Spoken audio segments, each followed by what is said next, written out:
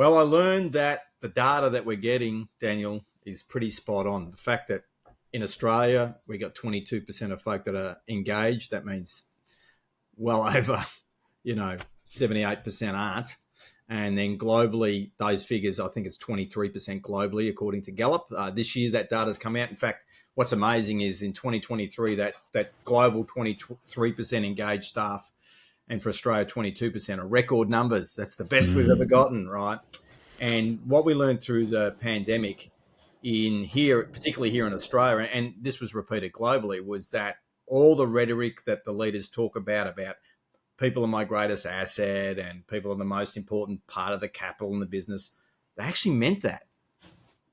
They meant that you're an asset and they meant that you're capital, which actually means you're just a freaking number. And here in Australia, in the first 6 weeks, 800,000 people were stood down or made redundant in the first 6 weeks of the pandemic.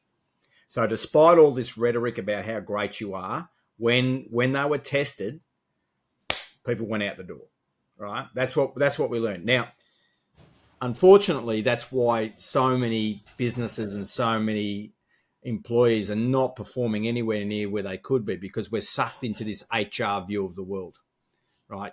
HR means human resources, and I know that they have created the acronym of HR, so we hide behind what it actually means. But most people don't even know where HR comes from.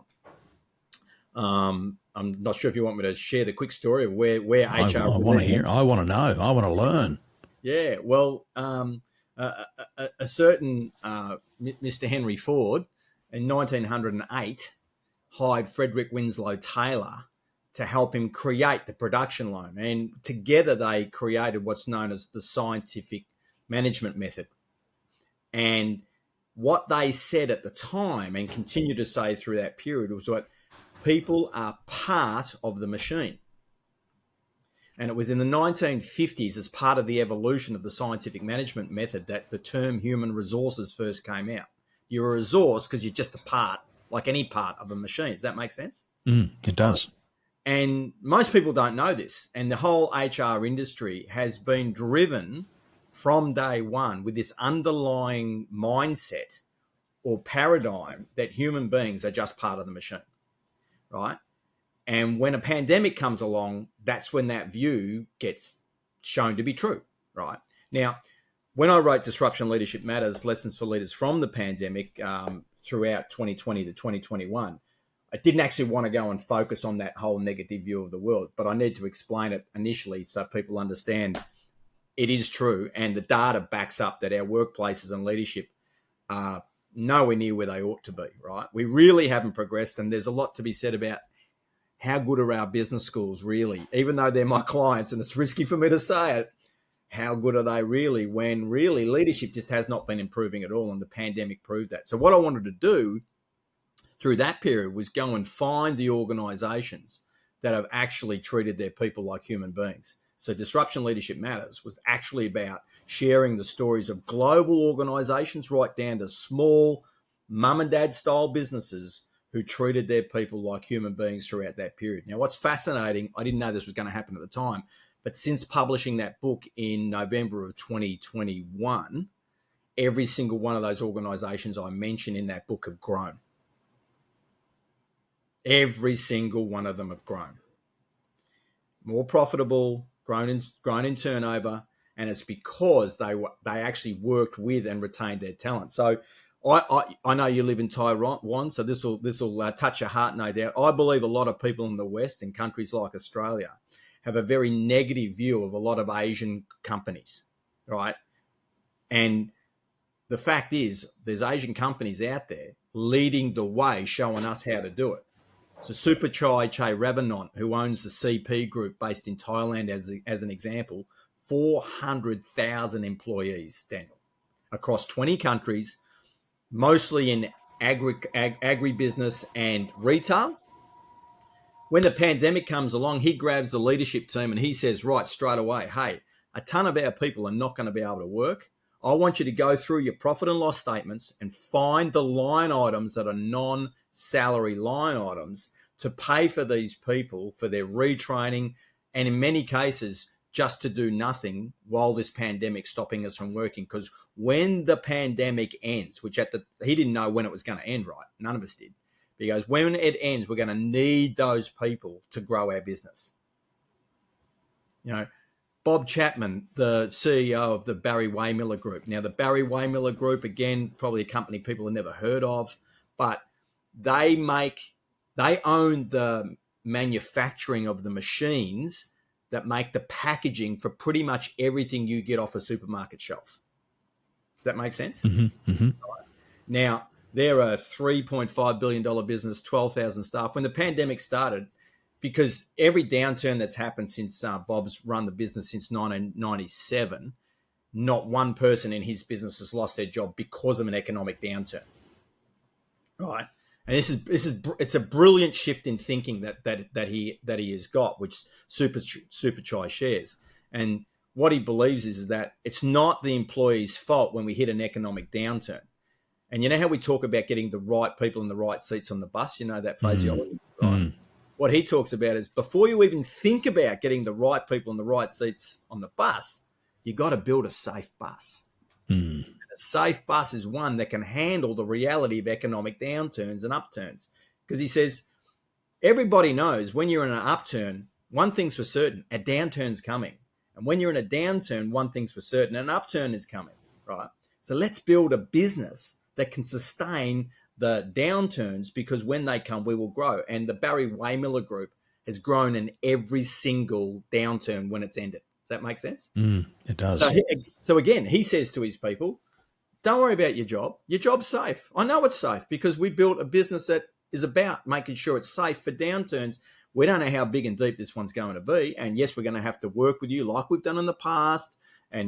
But we'll work with you, not tell you that you're going to take leave, for example. You know, and you know, Ben Kenyon, again, because I want to go from those really big businesses to a small business. So he runs an arborist business called Homewood Consulting, and based out of Kyneton, just north of Melbourne here in Victoria. Leading into the pandemic for his arborist business, so they assess trees and do that. 95% of his business, Daniel, was out of Victoria. So what happened to him and his business when the pandemic came? Our borders got shut. He couldn't do his business. They couldn't travel and do the assessing, like literally overnight. So he had 15 staff. What he does is he gets online, talks with them. He's got his family with his 4 kids. He's really open, literally shows them the books and says, hey, I don't have gold bars sitting in my dams on my little farmlet to pay for a pandemic I never even imagined could happen. But I care about my family. I care about your family. How are we going to do this? Now, interestingly, the answers they came up with were very, very similar to the same answers that a lot of other companies came up with, except for one massive difference. He and the employees worked out what the answers were together rather than them just being told. So the answers were things like some of us will go on leave without pay. Some of us will take our long service leave early. So some of those liabilities that sit on your balance sheet, they were able to reduce, and no matter what, he was going to have to expend them at some point in time anyway. So they came up with those same answers, but they did it in a way that they did it together, respectful of where each other were at, compared to a lot of big companies. Like, honestly, you know, the AFL here, it was like more than 60% of their staff within the first 2 weeks of the pandemic who were non-football operation staff were stood down. And many of them actually lost their jobs. The richest sport in our country did that. I don't know if that's great leadership, right? And that's why I'm so passionate, because one of my heroes is an incredible woman called Michelle Hunt, an African-American. And she worked for the Herman Miller. Do you know who Herman Miller are? I don't know. So they're a world famous high-end office furniture business. So they make great chairs, tables, great ergonomics, that sort of stuff. And Max DePriest was the owner of the business when she got recruited to work in there. Now, this was after she'd been an advisor to President Clinton.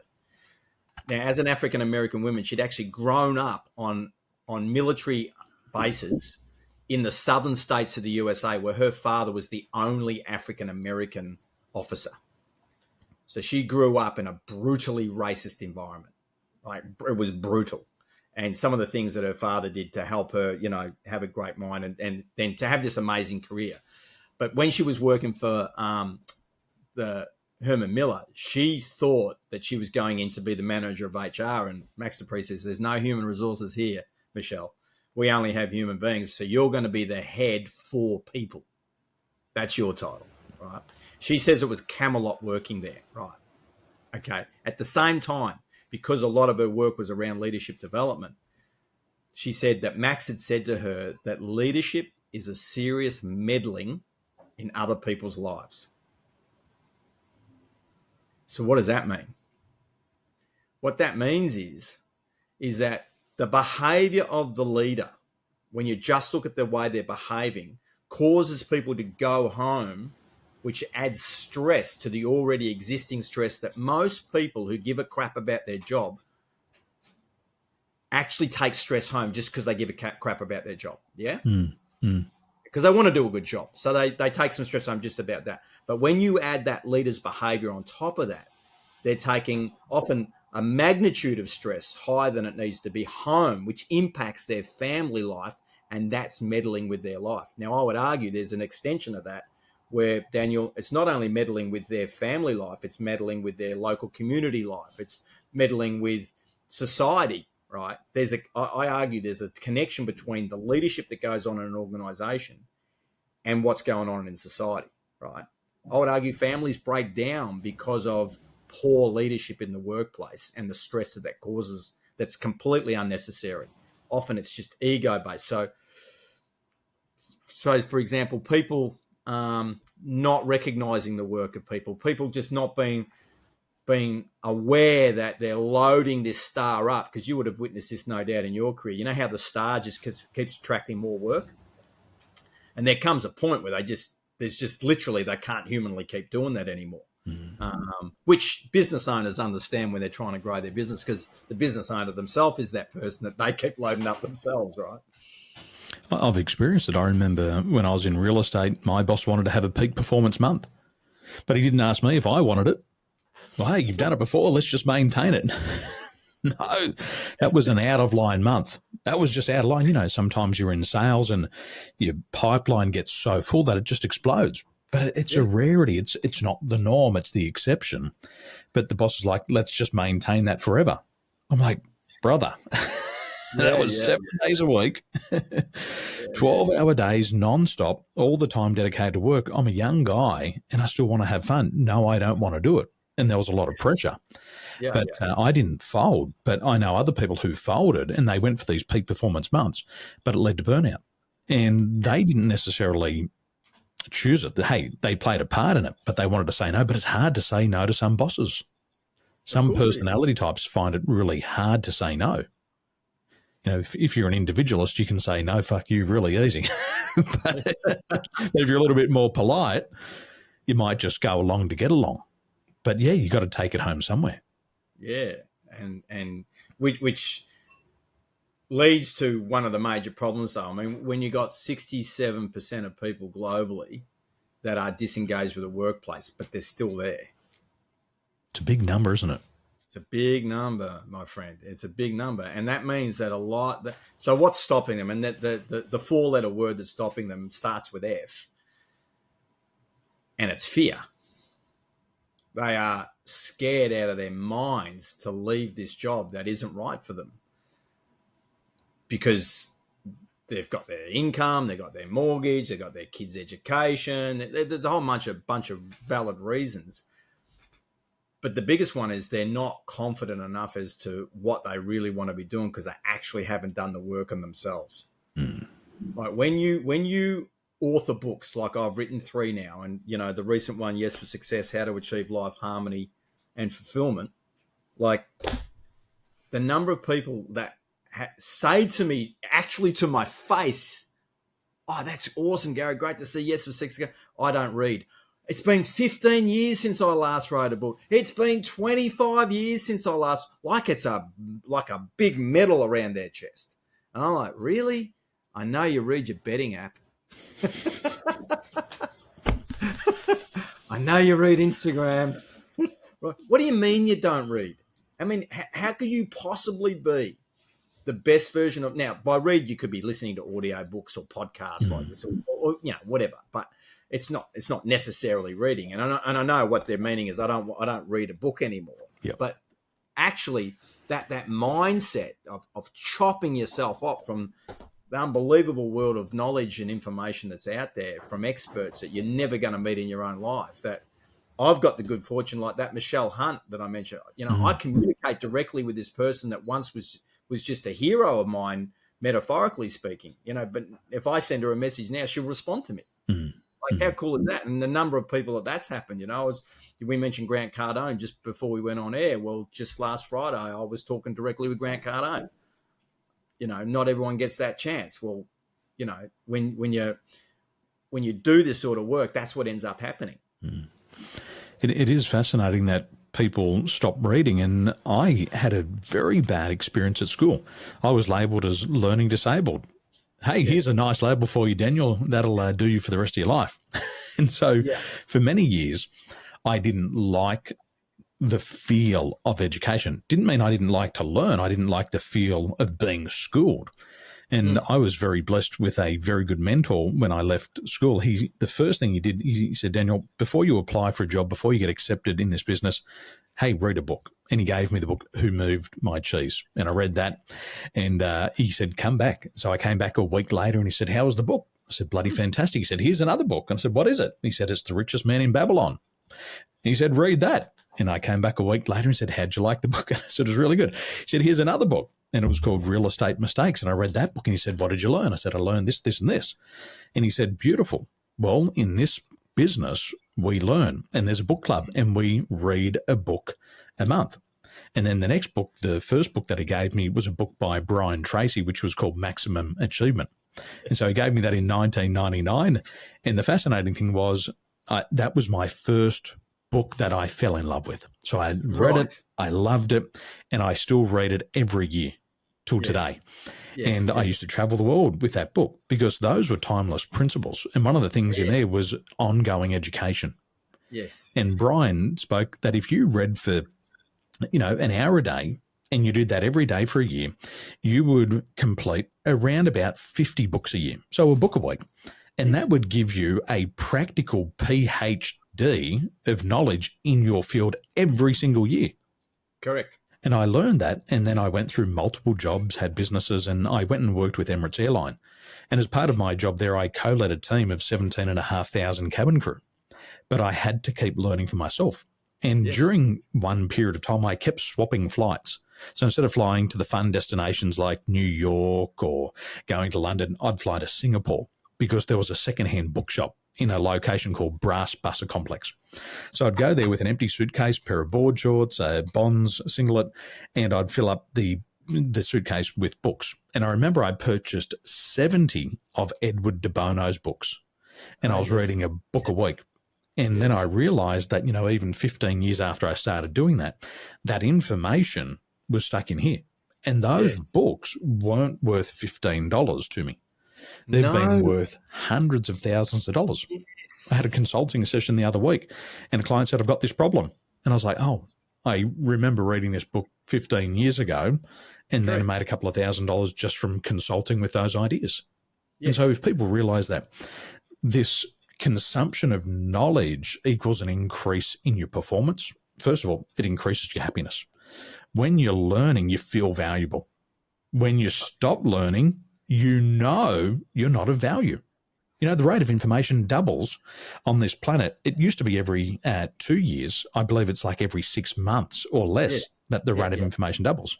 So if everybody else is learning and you stop, hey, you're worthless, which is not a nice feeling.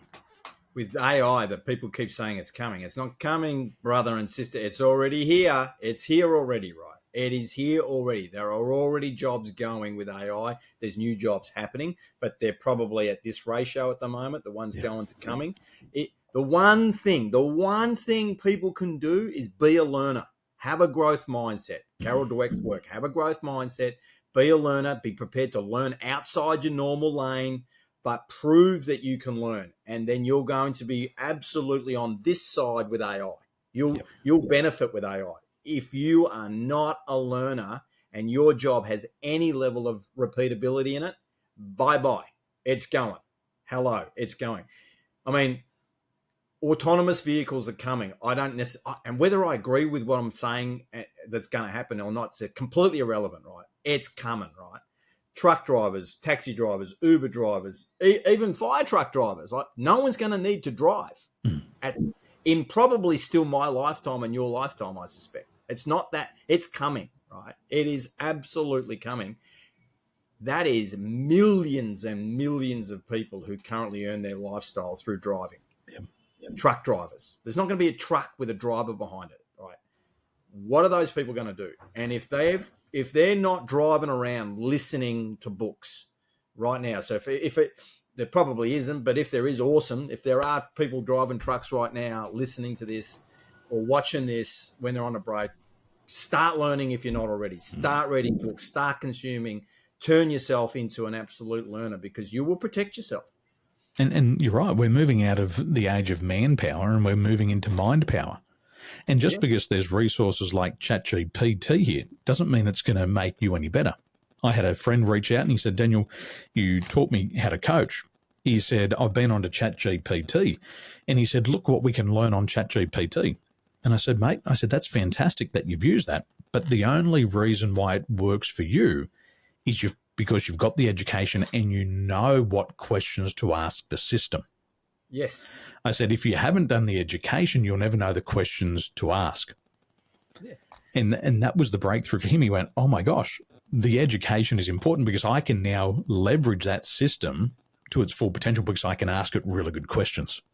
Exactly. I mean, along those lines, people freak out when I say I never ask ChatGPT a question or give it a prompt that's less than 150 words, and they're often 500 words plus. That's how big my question is, and then the quality of what ChatGPT gives me is through the roof as a result, right? And people are doing one line with 20 words in it or 5 words. Who've been looking at my ChatGPT? Here's your instructions. Check my spelling. Look, and understanding it only has so many tokens that it can give an answer to. So you got to tell it once you've exhausted your tokens, you need to tell me to tell you to please continue. So it will actually continue that stuff like that. I mean, that knowledge is out there, but people don't know it. So they're not leveraging that tool because, again, if they haven't got the learning mindset, they're not going to be able to use that sort of stuff, which comes to the real issue about leadership and engagement scores and all of that sort of stuff is people's willingness to actually lead themselves first. That's where it starts. It starts with you first. And when you're leading yourself, you will be a learner because you realize you have to be. You got to learn your way forward into the future. And part of that learning your way into the future, which is what Yes for Success and is really all about. And I believe you've probably seen Arnie's speech from 2018 that sort of blew the internet up. I don't know if you know the one that I'm talking about, Arnold Schwarzenegger. Tell me more. Yeah, he's got this 11, 12-minute speech on YouTube that, gazillions of views on it, really sort of blew the internet at the time up. And he's really talking about his story and the power of vision that you have, that you need to have, and the power of, as you were talking about with Brian Tracy before, that power of that hour a day. So, he's not advocating, like I don't, go and quit your job now. Actually do this work while you've got your job, but start working on yourself.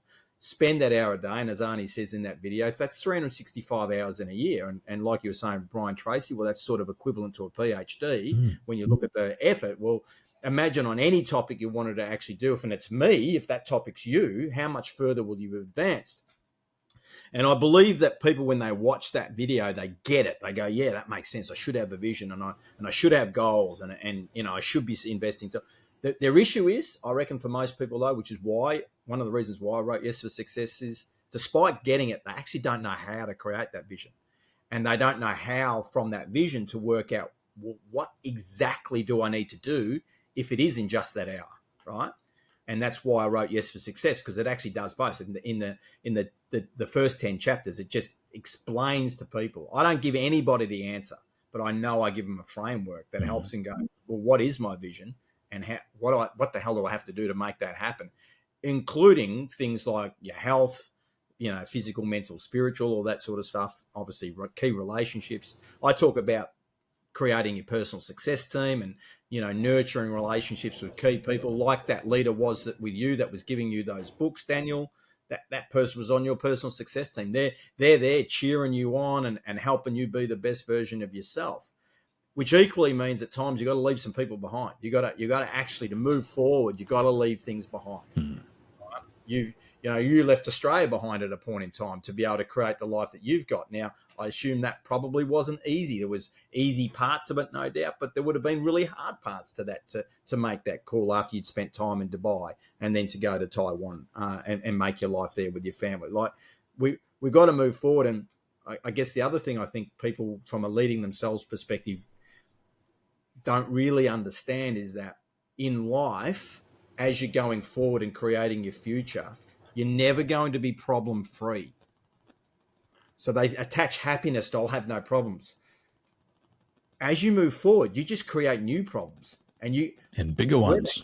Yeah, and often bigger ones. Exactly. You're creating bigger problems. It's like what you got to do with your mindset. And this is why I'm so much of a big believer. You have to start with feeding your mind first, right? I actually call my mind the beast.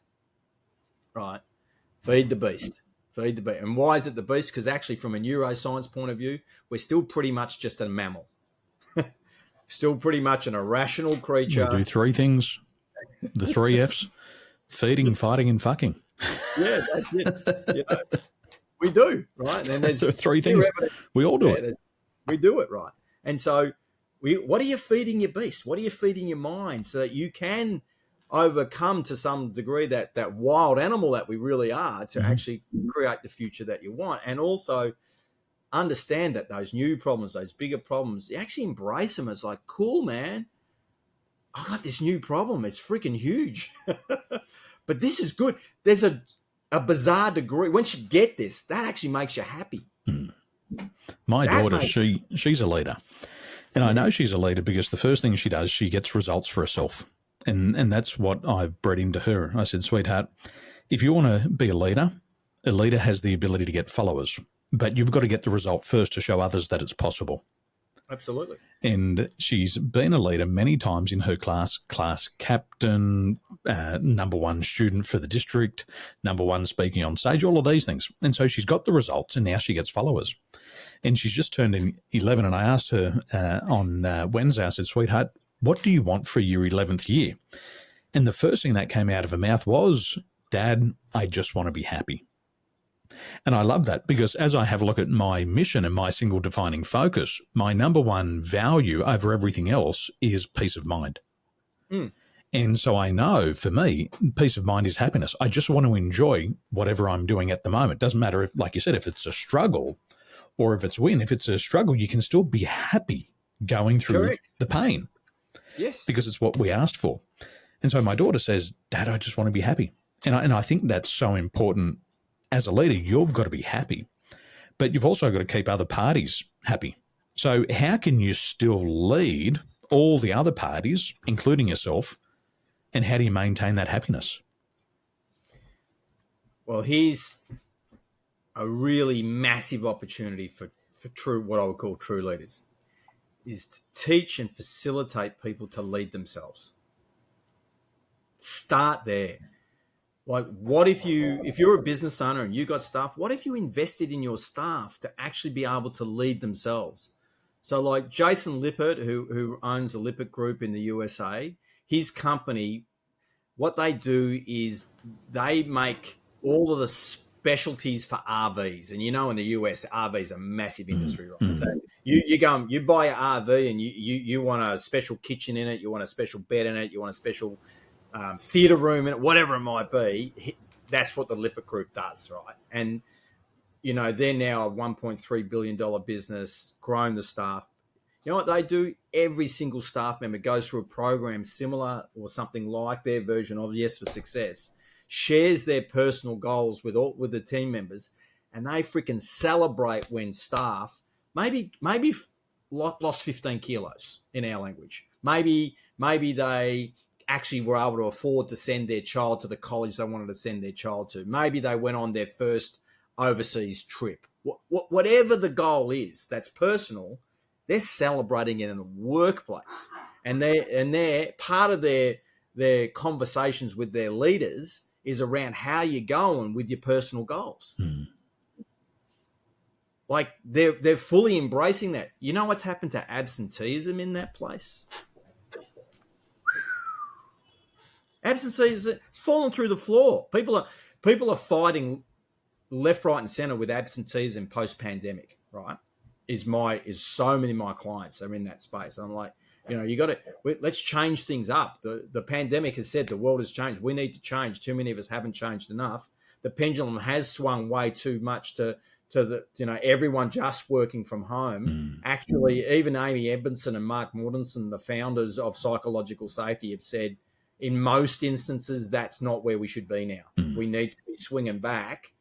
We need to have flexibility, absolutely, but you need to be more in the office than not if you're in an environment where the team actually works together, right? And so many organisations are still struggling with this. And the isolation actually isn't good for a lot of people, even though the fact they don't have to fight the traffic or catch public traffic, even though that side's an upside, it's actually not better for them and or the organisation, right?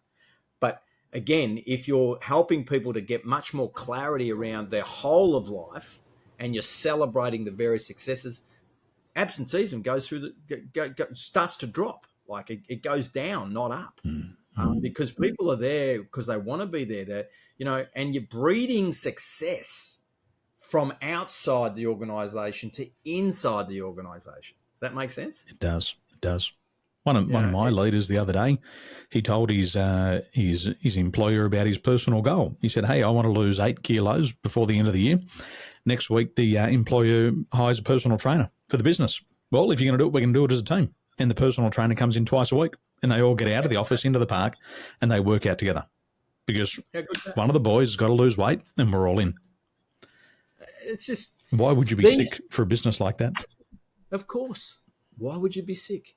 Now, the other side too is businesses, and this is where countries like Australia are making it so freaking hard, like with our tax laws, is we want to be trying to make it so people can earn more money. People need to be able to earn more money. When you've got inflation at 6+% up to 8%, everyone has to earn more money or you're going backwards. Right? Yeah. So, businesses that are finding ways to enable people to earn more money. But again, this is where we're all got to start having conversations with our governments about our tax systems. Here in Australia, we've got a population that have been persuaded that the very rich, whoever they, you're not really in the very rich if you're earning 180 grand. I'm sorry, folks. You're not living in massive mansions and stuff like that if you're earning. It sounds like a lot of money for a lot of people, but actually it's not that. And why wouldn't we want more people earning that anyway, right? When you've got people that are on good money and they get the opportunity to work more and they go, you know what? For those extra hours I work, I'm going to get paid less than what I'm getting paid for all the other hours because it's going to go in tax. No, I'm not going to bother. That's terrible for them. It's terrible for productivity. Now, I'm not advocating everyone doing 80-hour weeks and all that sort of stuff, but sometimes you sort of need to.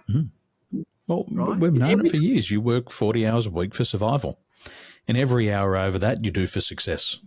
And we've all got 168 hours a week. Yep. Every single one. So a lot of people don't know that number, actually. They don't know there's actually 168 hours a week. So there's plenty of time for sleep. There's plenty of time for your exercise. There's plenty of time with all the things you need to do in your life. And at the end of the day, 40 was a number that someone just made up for work. That was only ever just made up. Now, you've got to love what you do. The average person works 2,000 hours a year, and they're going to travel on average 500 hours a year to and from work. And you've got to make, as the individual, you've got to make a good choice on your not career, but your vocation. It's got to go beyond a career to your vocation. So you're living your life's passion. And if you're living your life's passion, then you're not watching the clock. And I know that being a business owner, I have my ups, I have my downs, I have my wins, I have my losses. I've got new competitors coming in every single day, but I have a vocation. And I know that if I want to hit my impact goal, it's not something that's going to happen now. It's going to be in the future. It's going to take me till I'm 80 to hit that impact goal. but I've got to get better and better and better. And I don't look at the clock. Yes, I Yeah. do manage my time and allocate time so I don't have to exhaust myself, but I also don't waste time. See, 70% of work time is wasted on low and no value activities. So at the end of the day, your 30% of time that you've used, you've only made a small contribution. But if you went and you utilized 80% of your time on high value activities, you would produce 2.5 times the result as everybody else in the same amount of time. So how I structure my time is I like to do 9 to 5. I don't like to have breaks during the day, but that 8 hours is worth somebody else's 21 hours. So by the end of the week, 5 days, I've produced 100 hours of results. No guilt, no stress. If I have to come back, it doesn't matter, but I'm utilizing my time. But most people still don't have their time under control. I would argue a lot of that comes back to the leadership, comes back to the lack of self-leadership as well, because, Daniel, most people cannot do what I'm about to advocate. And that is to say, this is the name of my job, and then let's assume it's a full-time job. These are the 3 to 6 things for which I am responsible to do that job. And for each of those 3 to 6 things, for this first one, here's the 2 or 3 things that if I'm getting them done, I'm doing a great job. Not a 50% pass job, I'm doing a great job. And then for number 2, this is how I'm doing a great job. The vast majority of people do not have that level of role clarity. And as a result of that, not having that level of role clarity, they've got role confusion.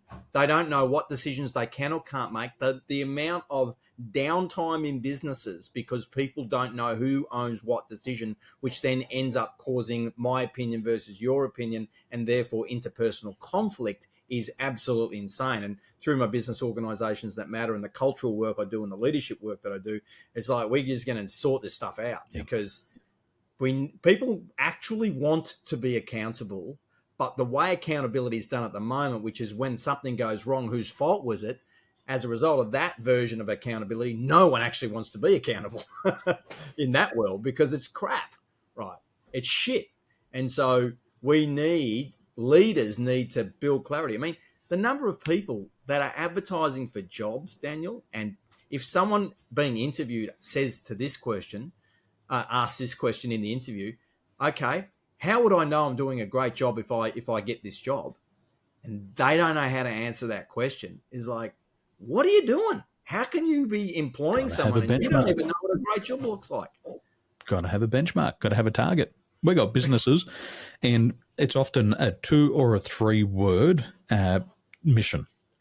For one business owner, it's get money. What are you doing? Getting money. The other business partner, what's your job? Keep money. And, in my role, get appointments.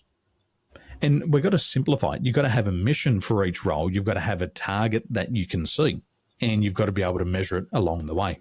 We say what gets measured gets done. I was down at the shopping centre today, and I bought a 4-litre jug. My wife said, "Why'd you buy a 4-litre jug?" I said, "Because I've got to measure how much water I'm having every day. And if that's full at the start of the day and it's empty at the end of the day, I've hit the target. And if it's not, I've got to finish it off." Yes. And all jobs need to have a mission, and it's got to be simple. Yes. It's got to be 100%. Simple. And you should be able to say it out loud. And be proud of it. This is what I do.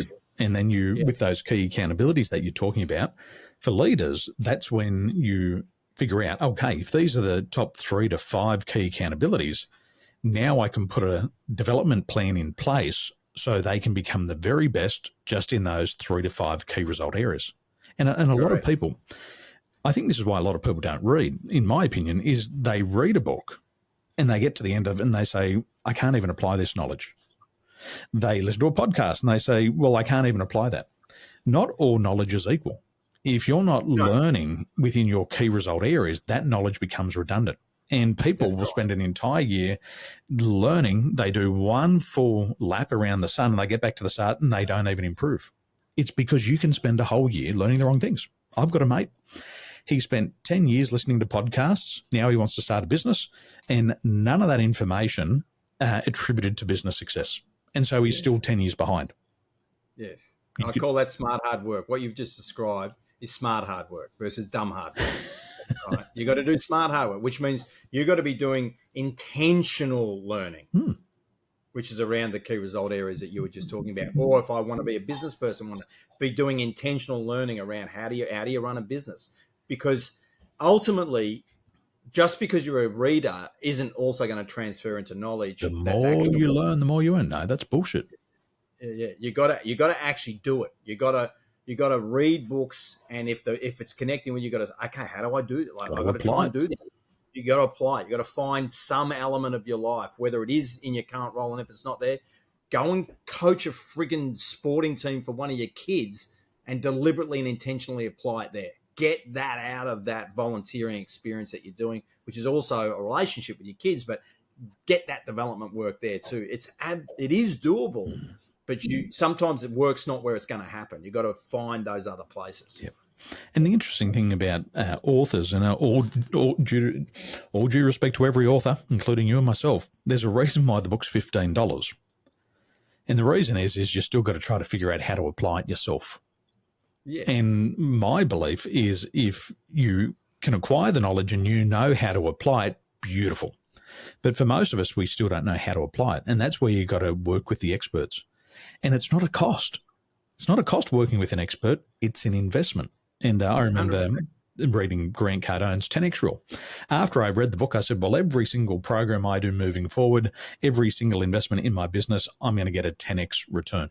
And I remember flying Yes. down to Melbourne, and I went to somebody else's program and I picked up 3 customers. And so I put $2,000 into his event and I bought 30,000 home. So Yes. you got to take the concept, you got to apply it, but also most people give up too soon. So after reading that book, I said, well, I've got to apply an idea 10 times before I even make the decision of what works or not.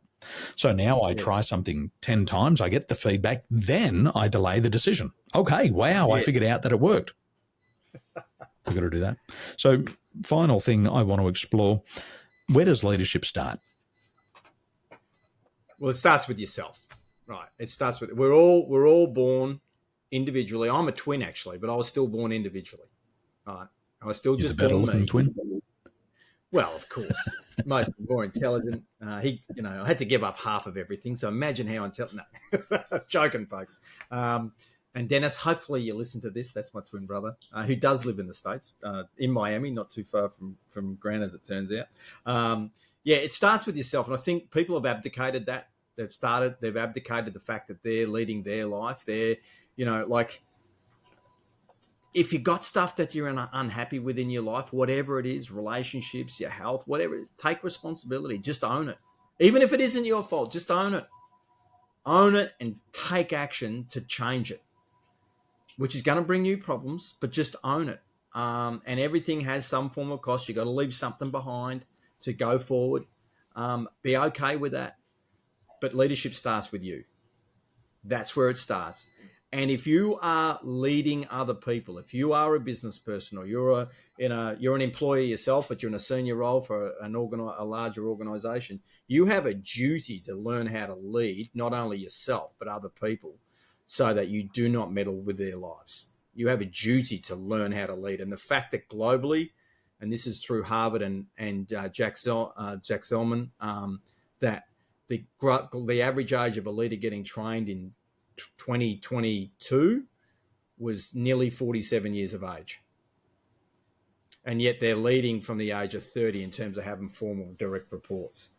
And that's a disgrace. And part of the problem is the organization's not investing in their leaders' development, but it's equally the mindset of the human beings themselves that it's someone else's responsibility to develop them, even though they accepted the job to be someone else's leader. Like if you're accepting a job to be someone else's leader, you got a duty to develop yourself if they're not doing it. Now, I would say do it yourself anyway, and take any development that any organization ever gives you as a bonus. And if you're working with a great organization, that bonus will be awesome. But have the mindset it's just a bonus because I'm in charge of leading me first.